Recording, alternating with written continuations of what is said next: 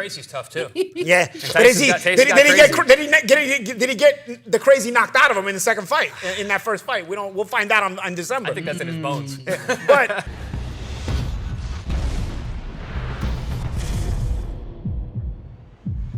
Welcome into the Big Fight Breakdown here on ProBox TV. Download the ProBox TV app. Never fall behind in your boxing news. Well, it doesn't get any bigger than the heavyweights this weekend. Anthony Joshua, Daniel Dubois, huge fight in London. To help me break it down in studio, Jimmy Smith alongside Paulie Malignaggi, Chris Algieri, joined via Zoom by, that's right, Showtime, Sean Porter, to help us break this one. Yeah, he's looking smooth. He's looking fresh.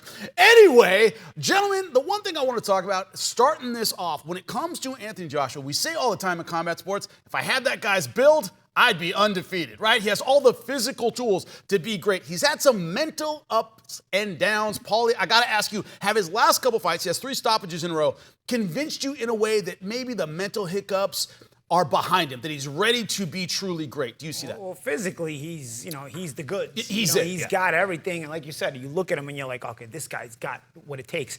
But then sports is so psychological. Combat is so psychological. And I think the ups and downs of AJ's career have come because of the ups and downs of the psychology, you know? When AJ's on mentally, he's a different guy, man. I mean, I can remember early in his career just being this destroyer and just having this utter mean streak in there, and it would just come out of him when he would fight. You could just see it. He had that it factor, and he was so popular. I mean, and then I remember being at the Ruiz fight at the Garden, and he gets hit with like this grazing shot, never recovers, and he's gone. And this is after I watched him knock out Klitschko at Wembley, getting up off the canvas in front of a crazy crowd. So I'm like, I'm leaving the Garden, and I'm like, what happened to this guy? What you know? And it was for a while after that. I was like, what happened to him? You know, even when he won the rematch with Ruiz, he was very, very tentative, and for a while he was, you know, doing okay. He even got the Usyk fights. The second fight was very competitive with Usyk, especially, but just couldn't put it back together. But now you start to feel like it's, you know, he's got his mojo back. I don't know if it's Ben Davidson. I think there's a lot to do with Ben Davidson, even from a tactical standpoint. He knows how to bring the best out of him. But when you believe in your trainer, and you have that dynamic where it's just like not just good from a perspective of you get along with your trainer and you have a good relationship with your trainer, but you also believe in your trainer. You believe in the work you're putting in. I think that's also coming out of AJ. Davidson, you can see the fighters he's worked with, he gets the best out of them. He's a very good technical trainer. And I think that AJ is looking better technically because he believes in it. Because AJ already knows how to do it. Physically, he's the goods. But he believes in everything. And when you believe in everything that you're working with together, it's wholeheartedly, the tandem comes together. I think you're going to get the best version of AJ right now because he's got the experience. He's still that physical monster. He's not too old yet. And now he's got that self-belief with a trainer who's bringing out even other little nuances that he may not have been using before. Now, Chris, Let me go next. You jump on in, champ. Go ahead. Because this is what happens in boxing. First of all, the ring ages fighters quicker than any sport in this world, at least as far as I can see. Along with that aging process in the ring, fighters go through these transitions, right? These transitions happen when you first turn pro. You're so excited. You're so hungry. I'm finally able to make money. And then you start rearing this contender spot where it's like, I'm almost there at my dream, you know? And it's like mentally you're really dialed in. And I think this is what happened with AJ. Really dialed in. He's knocking out guys. He's got the goods. He's from England. Everybody's talking about him. He's living the great life. And then he gets up against Klitschko. And it's like, this is the moment that everybody told me I was going to be at. By no means can I quit in this moment. I have to make it. I have to win this fight. And I think that that's what the mentality, the energy was like, pushing him through that Klitschko fight. Was amazing to see him get off of the canvas and beat Klitschko. Then once he gets in the ring with Ruiz, remember that transition now mentally, he's reached that goal. And now he's like in this gray area. I don't know how to feel. I don't know how to behave. Everyone still loves me and all this and that. And he's in New York, first fight in America, and that's enough of a challenge for him alone, and he gets punched with something that he's never been hit before with in the professional ranks. in a moment that he wasn't expecting. It's different when it's Klitschko. I was expecting something like this. Yeah, you expect but that now thing. it's Remember, Andy Ruiz was a backup opponent. He's the fat kid. Nobody can believe. Yep. He also dropped him right before that. Yep. Ruiz also and it dropped was him, America. Yeah, and it was America, and it was just a lot for him. And I think after that fight, trying to find his bearings in that rematch with Ruiz, he was very tentative in that fight, as Paulie said. And I think he's gone through enough ups and downs in his career, enough trying to come back to get to the point that he's at now. And again, let's talk about the aging process. He's matured now. Early on in his career, he may not have been at that mature place to handle some of the things that he's been able to handle now. So I think Ben Davison has come in as at the perfect time. I think that his world in the ring has come full circle now to a perfect time where mentally he's locked in, he's matured, he's physically as matured as just as much as he is mentally, and it's all starting to make sense to him now. So that's my take. Chris, there are two ways to see his last couple of opponents, right? Otto Wallin, of course, Francis Ngannou. Francis Ngannou, MMA guy, really didn't have any business being there in a boxing match against someone as good as AJ. Yeah, had the Fury fight. I think Fury took him that seriously. Iron sharpens iron, right? So he had 2 knockouts in a row leading into his fight, last one being Ngannou. Is it a case of you should have fought tougher guys, or is it good that he's getting these big knockouts for his mentality going in, his confidence riding sky high? What's your thought on it? Well, I always think about Anthony Joshua. He doesn't need his iron sharpened. He just needs his mind sharp, because for him it's all psychology. He's got all the tools. We've all been saying that. You guys have both said that in your opens. You know, it's never been a physical for Anthony Joshua. It's not even about his skills. I mean, the guy is an Olympic gold medalist. He's got tons of experience. He beat Klitschko, got up over the canvas in that fight. For him, it's always mentality and mindset. And if you think about it, if you go back to that Klitschko fight, he gets dropped. Ever since then, he was a different guy. You thought that boom, he gets by Klitschko, he gets up off the canvas, puts on one of the greatest heavyweight fights that we've seen in the modern era. You think, wow, this guy's really going to take off. Nope. He regressed after that. He got cautious after that. He said, wow, I am not Superman. I can be hurt. Guess what, guys? We're in the heavyweight division. Nobody's got a good chin in the heavyweights. It takes one punch. I don't care who you are. So we could say all this. Anthony Joshua's back. He's got all the tools. Guess what? He gets hit on his chin. He's done. He's a human too. And I think that he realized that in the Klitschko fight, and that's why we got those tentative performances after that. And then obviously the Andy Ruiz fight. Apparently there was some stuff that happened prior to that. We're not going to get into that. But yeah, I mean, he got his chin checked in that fight. He fought very tentative in the fight afterwards. But now it seems like he's got that confidence back. But to your point, Jimmy, against limited opposition. What happens when that first whizzing left hook of Daniel Dubois, who can really punch, swings by his head, and he goes, man, I don't want to get hit with that.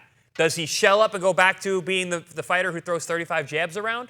Or does he be that killer that you saw, Paulie, and go out there and finish the job? I'll tell you what, even a lot of questions even here. off the jab, I mean, Davidson has him working off the jab nicely. He's got a very educated lead hand with Davidson off the jab, and that's something that you would expect of a Ben Davidson fighter. Davidson is very, very good at those kind of tactics. He's a good setup and AJ does have that athletic build. He's a big, looks like an Adonis, but he has the athleticism. I mean, the way he set up Ngannou, granted, it's levels below, but the way he set up Ngannou was very fluid, very deceptive. Stopped Wallin very easily, and Wallin was a guy who makes guys look bad. And there's a difference because it wasn't like he was coming off losses before he got with Davidson. He beat Franklin. And he looked very tentative against Franklin when he wasn't with Davidson, So threw a lot of jabs in that fight. Yeah, and I don't mind the jabs as long as you're deceptive. Because even with Wallin and Ngannou, it was set up off that lead hand deception. But the deception is something you can tell. He's creative with it. He believes in it. It's a different kind, and he's setting up destructive offense. He's not doing a stay away from me jab. Otto Wallin can't hurt him. He believes in it with guys who aren't going to hurt him. Well, Ngannou can hurt you. He dropped Tyson Fury. But really, Ngannou is an amateur boxer. Yeah, and he did what he was supposed to do. Now he's got a guy who's really dangerous. Yeah, but if you set up deceptively, you can believe in yourself. It ain't like Dubois Pernell Whitaker. Dubois, you can hit him. Dubois can hit you, and he'll remind you why he's not Pernell Whitaker. But at the same time, you can get to Dubois And Dubois doesn't take it so great either. Like you said, a heavyweight, really, who does, right? So it's something to keep in mind. But I think the Davidson connection has done a lot for AJ because he was winning even before the Davidson connection. But this again, the confidence, the body language, the way he is. This is That's all well and good, but Jimmy, this I think is the I'm first telling real you, test. man. Yeah, This is the it is. first Oh, real I test. agree it's the This is test. first I real agree it's test. the test. But I really think we're getting the best version of him. And even in the Klitschko fight, we talk about the Klitschko fight. He changed. I don't think he changed that night. That night he actually got up off the No, he canvas looked and great. No, it roared was after back. that. No, it was And I'll after tell you what I liked about that night that made me like really look at him and be like, wow, this guy's really amazing because he gets the stoppage, comes from behind. He was on the brink of being knocked out himself, and he doesn't even celebrate. He stops Klitschko and he walks back to his corner like, yeah, I got this. But like more in a, I expect better of myself. I got dropped tonight. Like, and I was like, wow, this guy just did this. This crowd is going unbelievable. I had the hairs on my body was standing up. I was sitting there in Wembley, and I'm like, this guy expects more of himself. Like, I would be doing cartwheels off the top rope if I got that stoppage, after being almost out in front of this crowd. And this guy's like, yeah, whatever, I can do better than this. So I was like, yo, show me, bro. I want to see more. Yeah, and then you get the Ruiz fight instead. Then you get the Ruiz fight, and it's like, yo, that was a great point, though, because he'd knocked down Ruiz right before. And Champ, Sean, you made a good point. When you don't expect it to happen. He thinks the fight's about to be over against a fat guy who everybody's been telling him isn't that good. And then instead, he goes down. Mentally, when you don't expect it. That fat guy can fight. Yeah, mentally, when you don't expect it, you expect it against Klitschko. Mentally, when you don't expect it. And then you don't expect it even more because you just knocked him down. It's hard to rebound mentally on that same night. And I'll tell you what, Jimmy, I know you want to talk, but let me finish the thought. I'll tell you what. He's on a roll, folks. I'll tell you what.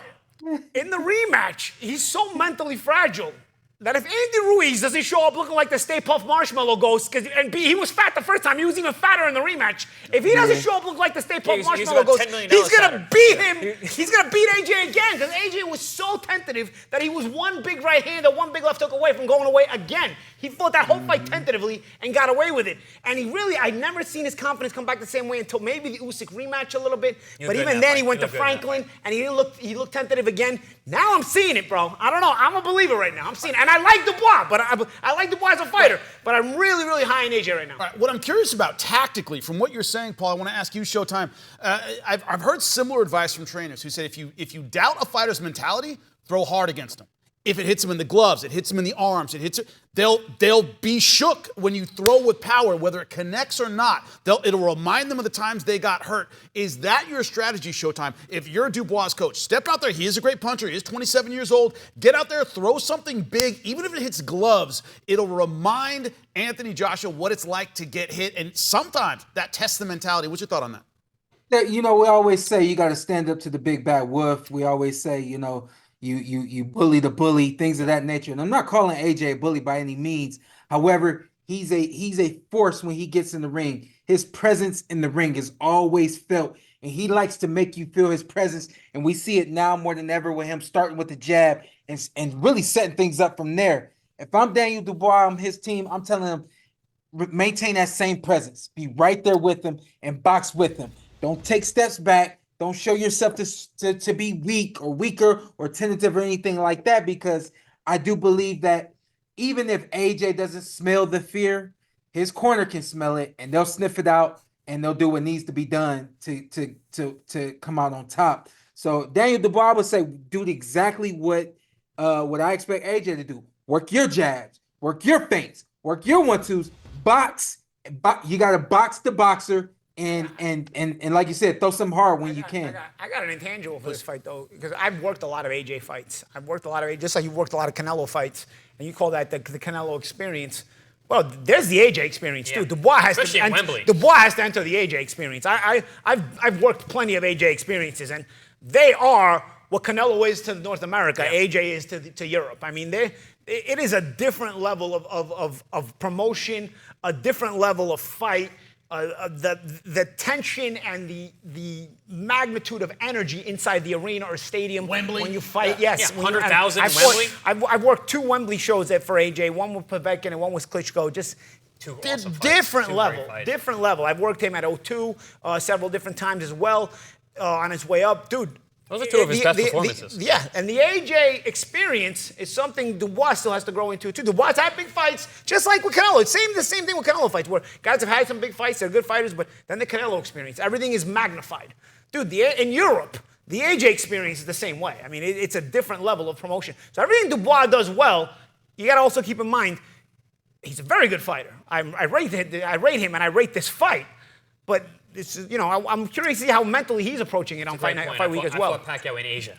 Yeah, good point. Yeah. The venue matters. There's things that enter your mindset. Now, Dubois says he has to legitimize his title this weekend. They're just hanging is not quite good enough. I have the same question for you, Chris, about Dubois that I had about, of course, AJ, which is Hrgovic, Big Baby Miller, last 2 fights. What does that tell you about his preparation for this fight? What, in his since his loss to Usyk, 2 in a row, 2 by knockout, what do they tell you about him leading into this fight? As different as these guys are, they're very similar. They both have everything physically that's necessary.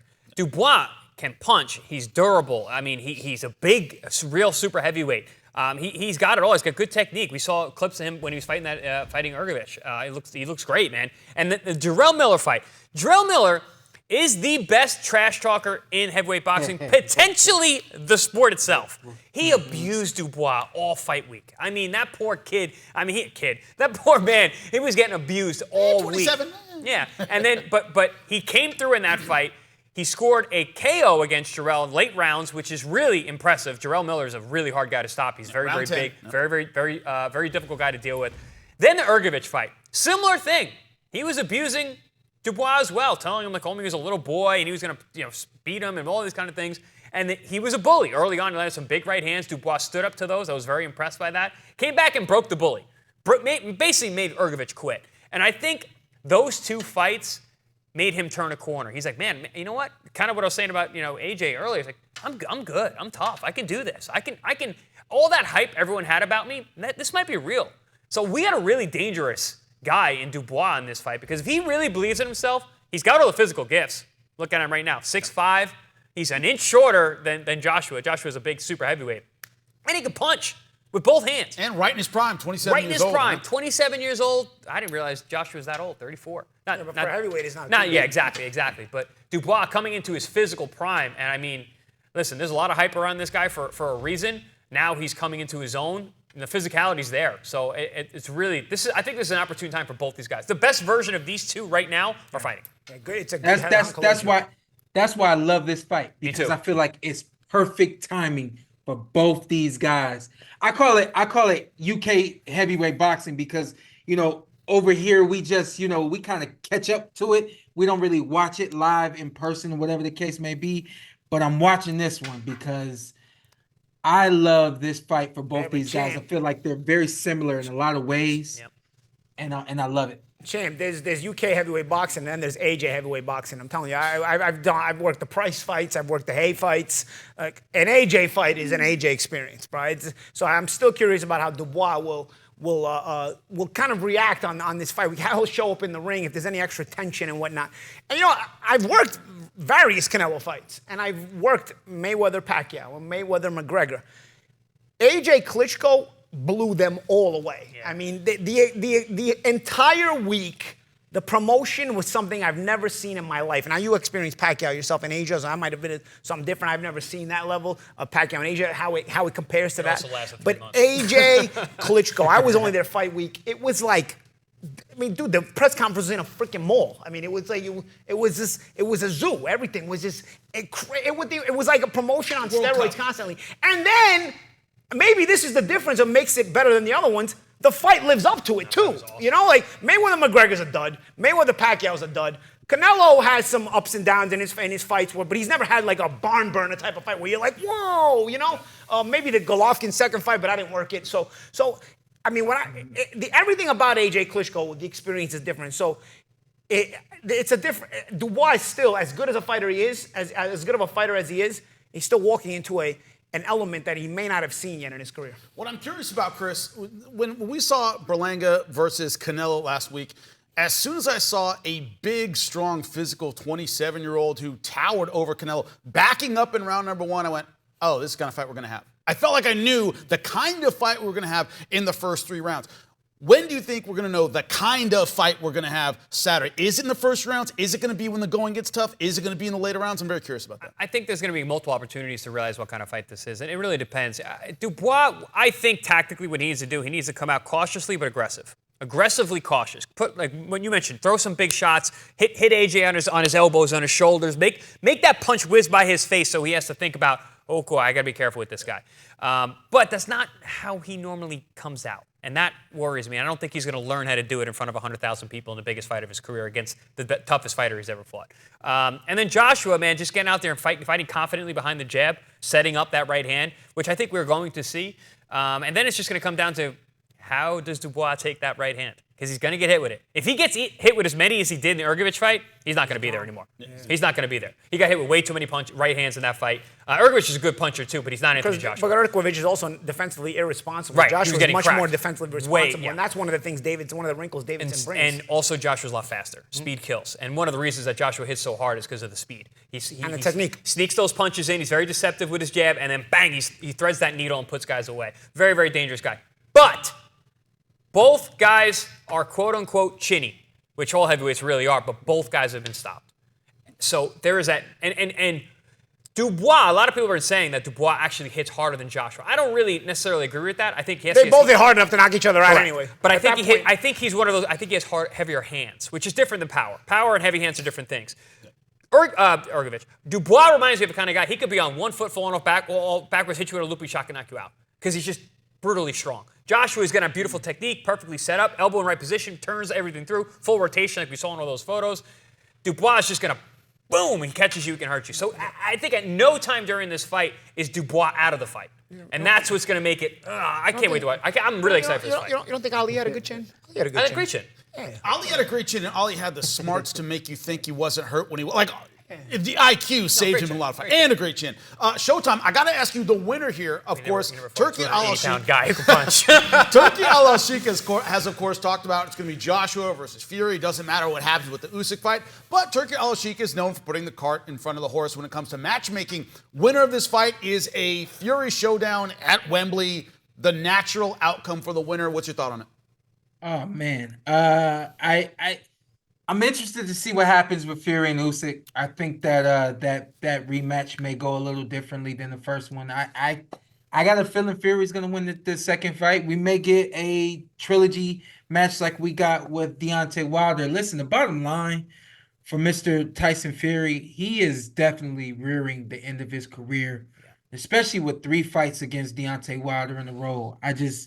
That doesn't sit well with me when we consider his health and longevity to this point. I think that he's done everything he needs to do as a fighter. So I think that he's healthy enough to beat Usyk because I think he's got some things that really offset what Usyk can do. Usyk doesn't land an overhand right in whatever round that was, or overhand left in whatever round that was. He doesn't win the fight. Bottom line, he still was limited in a lot of ways. He found a punch, landed it. These guys, however, Dubois and AJ, both these guys, like the gentleman over there, they were saying, both these guys can punch, and both these guys have the ability that when they touch you, something happens. So I got to tell you guys, like more than entertainment, more than who's the best in England and the UK, all this kind of stuff.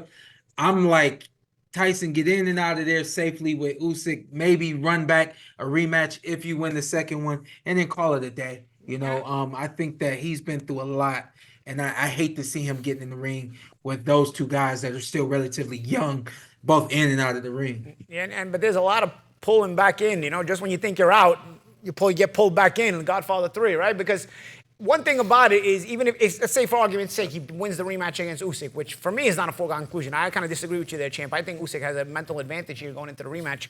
But let's say for argument's sake, has a mental Eastern fighters is a different mentally, man. The Eastern so fighters are tough mentally mentally, different, man. man. Eastern fighters. Yeah, but Crazy's tough too. Yeah. Did he get the Crazy knocked out of him in the second fight? In that first fight, we'll find out on December. I think that's in his bones. But I'll tell you what. I'll tell you what. In trilogies, statistically, a lot of times trilogies, the third fight happens later on.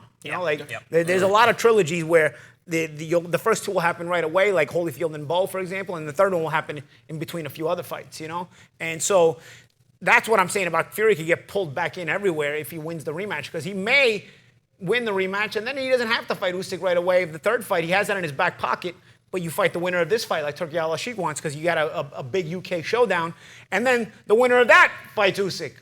But then Fury also has Usyk in case he doesn't win that fight. He still has a third fight with Usyk in his back pocket, right? So there's a threat to just be sucked into this and just never leave, which is not necessarily a great thing either. You know what I'm doing over here, Jimmy? Rubbing your crystal ball? I'm rubbing my crystal ball, and I'm predicting what you just said happening. Right. That Tyson Fury wins the rematch and goes to Anthony Joshua right after that. So Anthony, you're predicting Joshua to beat the one then?